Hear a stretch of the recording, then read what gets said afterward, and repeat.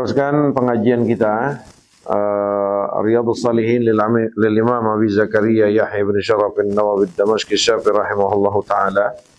Ini masih meneruskan bibayani kasratit turuq ilal khair.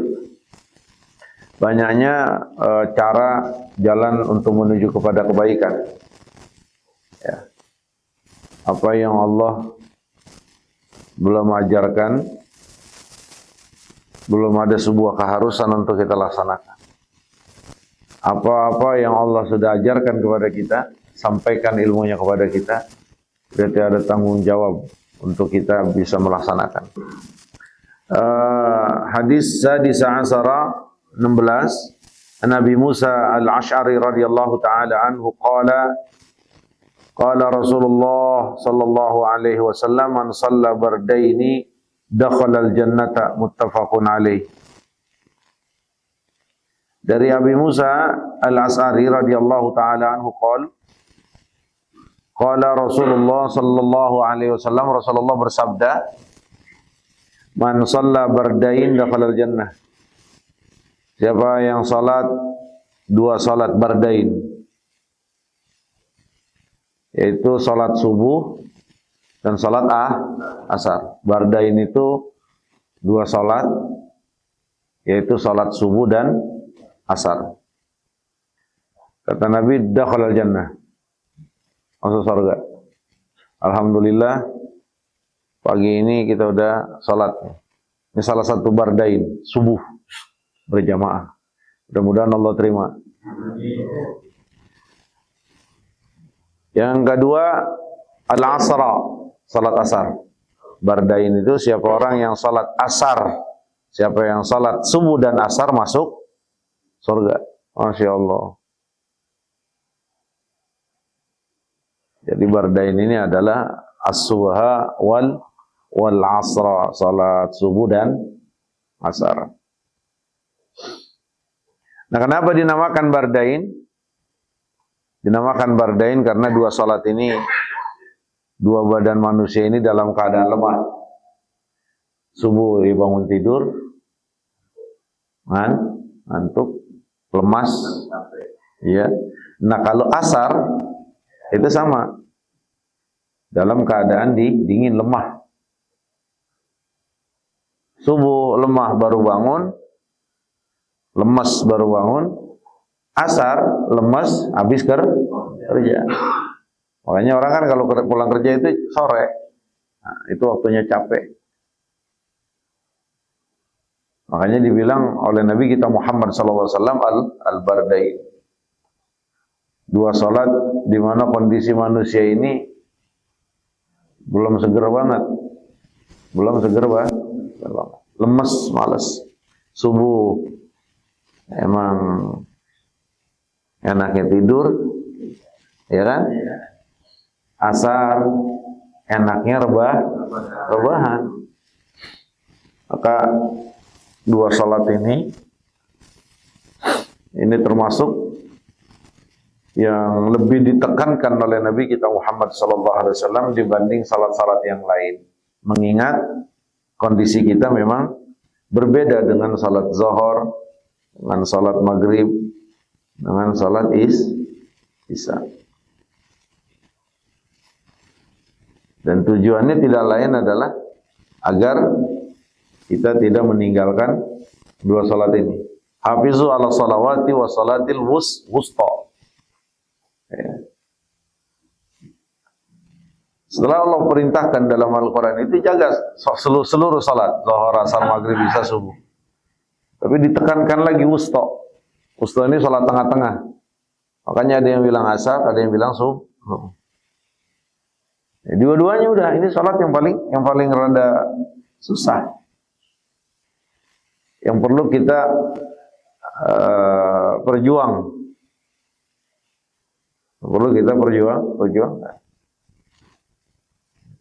Maka langsung diberikan keutamaan dua salat ini, ya, oleh Allah Subhanahu wa taala melalui Sayyidina Muhammad sallallahu alaihi wasallam. Ya, dengan Rasulullah mengatakan bahwa yang salat subuh sama asar masuk surga. Bahkan di dalam riwayat yang lain, la yalijin nara man shalla ya subh wal asr. Enggak akan masuk neraka orang yang salat subuh dengan asar. Luar biasa.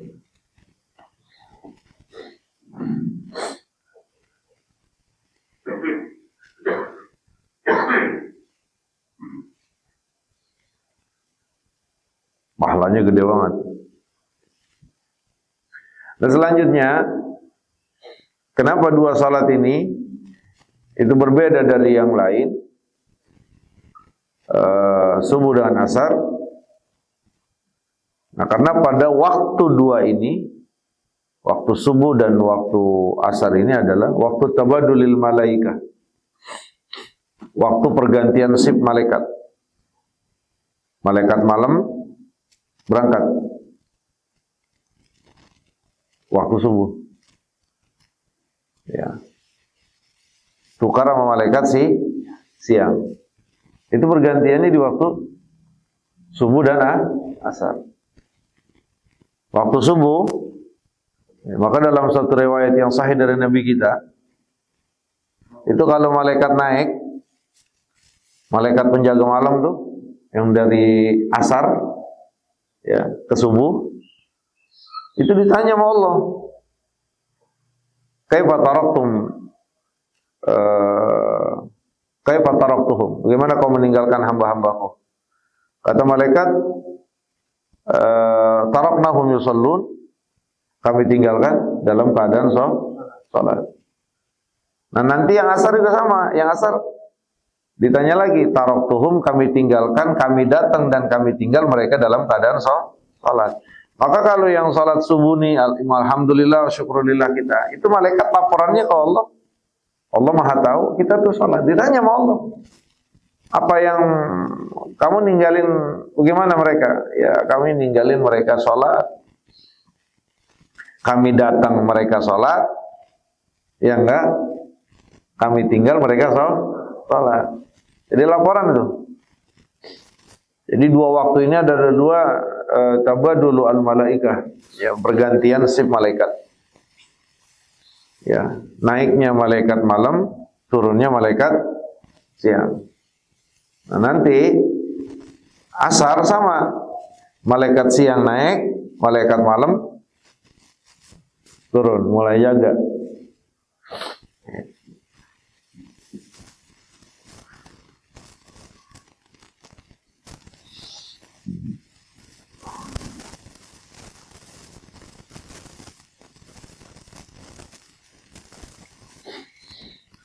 Maka luar biasa ini waktu.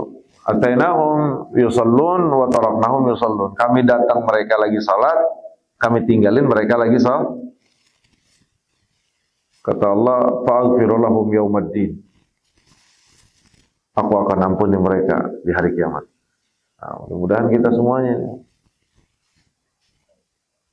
Riwayat Al-Imam Al-Bukhari juga Al-Imam Muslim. Maka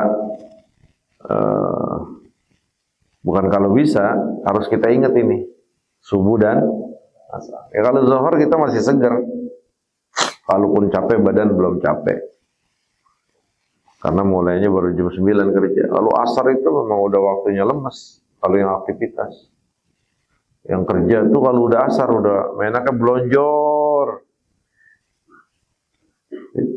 Udah nggak yang mau kerja tuh. Kalau yang udah nggak kerja mungkin. Kalau yang masih kerja tuh asal jam segitu udah payah banget udah.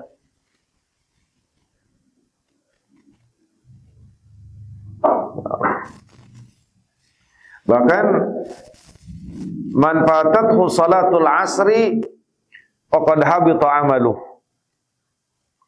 Kalau orang ninggalin salat asar sengaja, itu amalnya batal semuanya. Salat asar, Pak, itu habita amaluh, batal amalnya. A'udzubillahi min dzalik. Kita jaga betul-betul ini, berarti ini salat subuh dengan, ya, karena ini masa laporan, waktu-waktu laporan malaikat kepada Allah. Subuh ditanya Allah. Malaikat malam itu ditanya, kaifa taraktuhum, bagaimana kau tinggalkan mereka sholat? Kami tinggalkan mereka sholat. Ntar asar kami datang dan kami tinggalkan mereka sholat. Datangnya malaikat untuk petugas siang melihat kita sholat, malam yang berangkat juga ninggalin kita dalam keadaan Rabbi ja'alni muqimas shalah, ya Allah jadikan kami orang-orang yang melaksanakan salat, wa min dzurriyyati, juga keturunan-keturunan kami. Amin ya rabbal alamin. Dan selanjutnya As-Sabi Asara anhu Nabi Musa al-Asari qala Rasulullah sallallahu alaihi wasallam idza marida al-'abdu aw safara kutiba lahu mithlu ma kana ya'malu muqiman sahihan rahul Bukhari. Rasulullah sallallahu alaihi wasallam bersabda, apabila seorang hamba sakit atau safar. Jadi kalau kita lagi kurang sehat, sakit atau dalam keadaan perjalanan, itu pencatatan setiap amal ibadah yang kita lakukan, ya, di saat sakit, di saat safar, itu Allah tidak bedakan pahalanya seperti saat kita dalam keadaan sehat, juga dalam keadaan tidak kemana-mana. Ya, kayak kita ini kan nggak musafir nih. Ya, salatnya juga segar. Kalau salat musafir itu salatnya orang capek. Salatnya orang capek. Badan juga nggak fresh, nggak bersih, gitu kan, karena dalam perjalanan. Sehingga banyak kekurangan-kekurangan, ya, banyak kekurangan-kekurangan yang terjadi pada pelaksanaan ibadah tersebut. Nah, dua, pada saat sakit atau pada saat kita musafir. Itu kata Rasulullah sallallahu alaihi wasallam, itu tidak akan dikurangi. Pahalanya tetap mithlu makana ya'malu muqiman sahihan. Pahalanya itu tetap sama sebagaimana dia melakukannya waktu sehat dan waktu nggak kemana-mana. Ya, kalau orang sakit kan pastinya salatnya nggak bisa diri, dia duduk. Biasanya tasbihnya 3-5, ini 1 karena pahalanya berat gitu kan. Biasanya rukunya cakep gitu, karena lagi sakit, ya rukunya nggak sempurna, bacaannya juga sedikit, tasbihnya juga hanya 1 misalkan.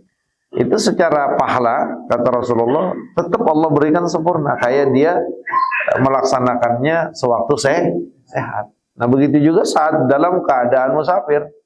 Ya, orang musafir pasti akan terbatas, mulai dari toharohnya, pelaksanaannya. Kenapa? Karena ya orang musafir itu capek, repot.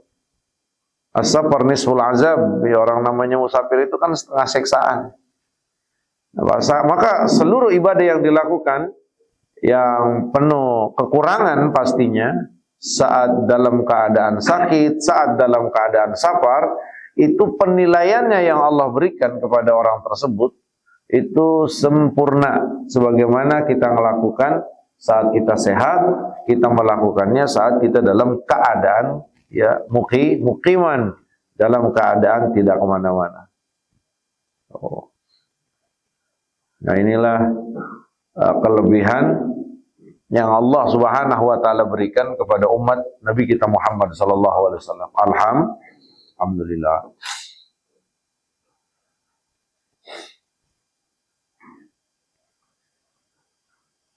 As-samina asara ke-18 dari Sayyidina Jabir ibn Abdullah radhiyallahu taala anhuma qala Rasulullah sallallahu alaihi wasallam kullu ma'rufin shadaqatun rahul Bukhari rawu Muslim min riwayati Khuzaifah radhiyallahu taala anhu.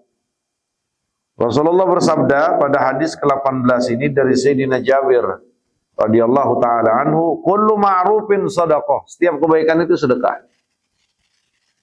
kullu ma'rufin shadaqah. Setiap kebaikan itu sedekah.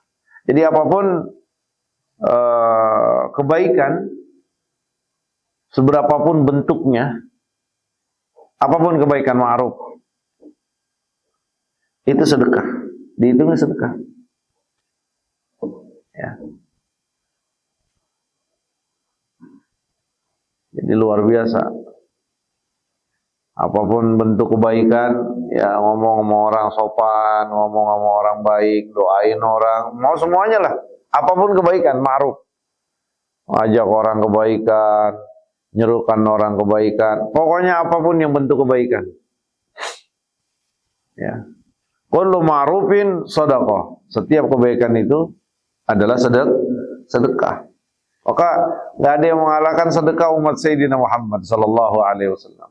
Masya Allah, sedekah kita banyak. Yang penting ikhlas saja dalam melakukan segala hal. Rahul Bukhari. At-tasi asara dari Sayyidina Jabir radhiyallahu taala anhu qala Rasulullah sallallahu alaihi wasallam, "Ma min muslimin yagrisu gharsan illa kana ma ukila minhu lahu sadaqah wa ma syuriqa minhu lahu sadaqatan wa ma yarza'uhu ahadun illa kana lahu sadaqah." Rawahu Muslim fi riwayatin lahu la yagrisul muslimu gharsan fayaqula minhu insanun wala dabbatun wala tayrun illa kana lahu sadaqatan ila yaumil qiyamah. Dari Sayyidina Jabir radhiyallahu taala anhu, Rasulullah sallallahu alaihi wasallam bersabda, "Ma min muslimin," tidak ada seorang muslim laki-laki dan perempuan menanam satu tanaman. Nanam cabai, nanam tomat, nanam apa aja deh, wah. Nanam pohonan yang ada buahnya, nanam pohonan yang ada kembangnya, nanam apaan aja. Illa kana ma ukila minhu lahu sadaqah. Itu apa saja yang dimakan dari tanaman kita, yang dimakan binatang, yang dimakan orang, yang dimakan apa aja, itu dianggapnya sedekah. Jadi kalau kita nanam cabai, terus cabai kita dimakanin sama ayam,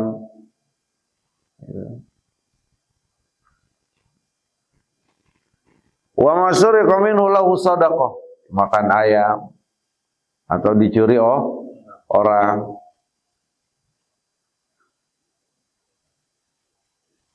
atau diambil orang, dicuri, diambil, diminta.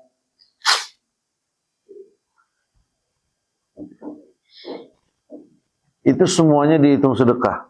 Masya Allah. Singkong kita zaman dulu itu kan rambutan, pada diambil itu sedekah.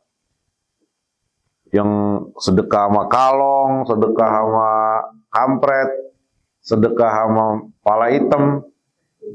Ya orang dulu kan pakai rambutan ngerambet aja ya. Udah itu yang punya rambutan sedekah semuanya itu. Jadi yang dimakan oleh binatang, yang dirambet oleh orang, yang dimakan oleh kawanan-kawanan kelelawar, ayam dan yang lainnya, atau yang dicuri oleh orang, maka semuanya ya, kalau yang berasalnya dari tanaman kita itu dihitung sedekah. Gitu. Dihitung sedekah. Ya pun singkong kita, pun payak kita, pun apa diambilin daunnya, udah itu sedekah semuanya. Mau yang nyolong orang, kalau yang nyolong orang pastinya ada tanggung jawab di akhirat. Dia yang nyolong, bukan kitanya. Kita yang punya pohonan udah sedekah aja udah. Udah sedekah aja. Ikhlas gitu. Nah maknanya apa? Maknanya dari sini tuh kita udah diarahin. Kalau satu ketika kita nanam cabai, baru juga mentil udah dipatokin ayam. Kan kalau cara kesel tuh. Kesel banget kan. Nah, cuman udah langsung diputusin sedekah. Udah. Mau kamu tahu atau nggak tahu, ya itu udah dihukumkan sedekah. Nah sama, Kalau sesuatu yang dicuri, pastinya kan kita kesel orang barang kita. Kita punya tanaman singkong, toto ada yang nyabut rambutan, ada yang rambet habis. Kerambetnya kalau sebiji 2 biji pakai 3 karung. Ngunduh namanya itu mah. Ngunduh. Ya. Ya kalau kita tahu, pastinya kita cegah. Ya kalau kita yang nggak tahu, dan sifatnya 1, 2, 3, udah itu dihitung sedekah semua. Dan ridhoin. Kalau kita punya pohonan di mana-mana, tanaman di mana-mana, sayuran di mana-mana, kita jaga ya tetap kita jaga. Tapi di hati kita harus udah ada akad sama Allah. Ini Allah yang kasih. Kalaulah ada yang ngambil, aku ridho ya Allah. Jadikan pahala sedekah aku buat akhirat. Itu. Dan sesuatu apapun yang kita sudah minta pelihara dengan Allah dan kemudian kita bayar dengan Allah, maka Allah akan jaga. Maknanya, ya kalau sesuatu apapun yang kita dikasih sama Allah, kemudian apa yang Allah minta kita kasih dengan memberikan kepada fakir miskin, baik itu zakat dan sedekahnya, itu pasti dijaga. Berhektar-hektar nggak bakal masalah. Ya kan semuanya kan ada zakatnya. Ya, kelapa sawit ada zakatnya, karet ada zakatnya, kelapa ada zakatnya, singkong. Lalu berhektar-hektar itu ada zakatnya secara hukum. Walaupun ini ada perbedaan ulama. Sama. Ya. Semuanya ada zakatnya. Semuanya itu apapun yang ini ada zakatnya. Punya pun karet, kelapa sawit, semua itu ada zakatnya. Maka kalau sesuatunya, ya, tanaman kita itu sudah dikeluarkan zakat dan sedekahnya, Allah akan jaga beberapa hektar pun. Dihibur kita, udah kalau lah yang dimakan kalong, ini memang rizkinya Allah tentuin di situ. Udah itu dihitung sedekah semuanya, mak. Pokoknya orang zaman dulu yang kebunnya banyak, tanamannya banyak itu, sedekahnya banyak itu. Belum yang nyolong, belum yang kampret, belum yang kalong. Gitu. Jadi Allah itu maha kuasa, ya. Ada yang Allah ambil dengan cara pilihan kita, ada yang memang Allah ambil ya karena kezaliman kita. Sama. Makanya kalau kita punya apa-apa itu udah serahkan aja haknya, keluarkan dulu haknya. Kalau yang Allah pinta itu sedikit, ya, dari harta kita, zakat 2,5%, dikit, agak banyak. Kalau kita tahan-tahan, ntar diambilnya sama Allah lebih banyak dari 2,5%, bahkan seluruh rasul mal, semua benda kita ludes. Yang dicuri wa mazra'ah dunilai karena sedekah, semua sedekah. Dalam riwayat yang lain, la yakrisul muslimu gharsan fa yaqulu minhu insanun. Tidak ada seorang muslim laki-laki dan perempuan bertanam, bercocok tanam. Fa yaqulu minhu insanun, dimakan sama orang, dimakan sama binatang, dimakan sama burung. Illa kana lahu shadaqatan ila yaumil qiyamah. Itu akan dihitung sedekah sampai hari kiamat. Itu. Maka nanam pisangnya nanam aja walaupun timbang 2 pohon. Mau pisang itu kita bisa ambil nanti kita makan, atau memang pisangnya kita sediakan buat kalong atau buat orang. Nah, itu jadi sedekah buat kita. Ya Allah, ila yaumil qiyamah. Nah, jadi kalau pelajaran-pelajaran seperti ini, ya, ini adalah nyata dalam kehidupan dunia. Tapi balasannya itu semuanya nanti di akhirat. Nanti di akhir, hari akhir. Ya. Dan jangan berharap pahalanya sekarang dikasih, enggak. Kita ini di dunia, masa berbuat. Nanti pahalanya di akhirat.